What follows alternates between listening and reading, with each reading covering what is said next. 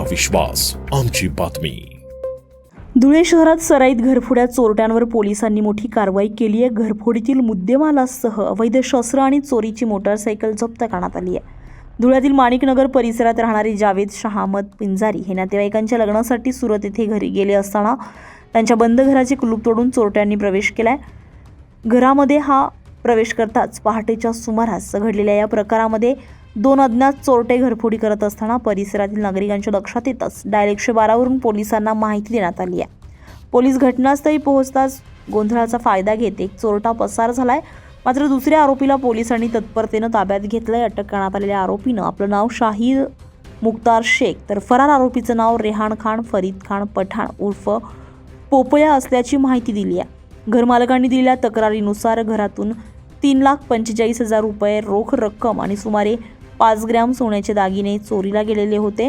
या प्रकरणी Chalisgaon road police ठाण्यामध्ये गुन्हा दाखल करण्यात आलेला आहे। पोलीस निरीक्षक सुरेश कुमार घुसर यांच्या मार्गदर्शनाखाली शोध पथकानं सापळा रचून फरार आरोपी रेहान खान उर्फ पोपया याला अटक केली आहे। त्याच्याकडून चोरीतील काही रक्कम, कागदपत्रे, 2 मोबाईल फोन, एक तलवार आणि एक चोरीची हिरो स्प्लेंडर मोटरसायकल जप्त करण्यात आली आहे। दरम्यान आरोपीने गुन्ह्याची कबुली देत चोरीतील 25,500 रुपये पोलिसांकडे सुपूर्द केले आहेत। पुढील तपास सुरू आहे। तर धुळे पोलिसांच्या या कारवाईमुळे शहरातील घरफोडीच्या घटनांना आळा बसण्यास मदत होणार आहे। नमस्कार, मी पोलीस निरीक्षक Suresh Kumar Ghusar, Chalisgaon road Dhule. Chalisgaon road police स्टेशनच्या हद्दीमध्ये माणिकनगर या ठिकाणी 1 एप्रिल 2026 रोजी सकाळी 3 वाजेच्या सुमारास 112 डायलवरून आम्हाला समजलं की एका घरामध्ये चोर घुसलेले आहेत। तात्काळ चाळीसगाव रोडच्या पोलिसांनी त्या ठिकाणी धाव घेतली आणि तिथे योग्य ती फिल्डिंग लावून चोरी करणाऱ्यापैकी एका चोराला पकडण्यात आमचं पोलीस यशस्वी झाले।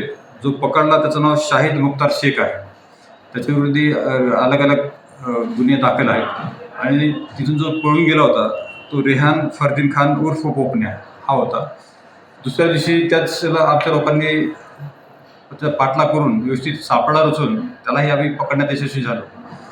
या दोन्ही आरोपीकडून या गुन्ह्यामध्ये जी चोरी झाली होती टोटल जे 3,45,000चा मुद्देमाल। सुनील निकम, आपलं शासन, धुळे। आपलं शासन, तुमचा विश्वास आमची बातमी।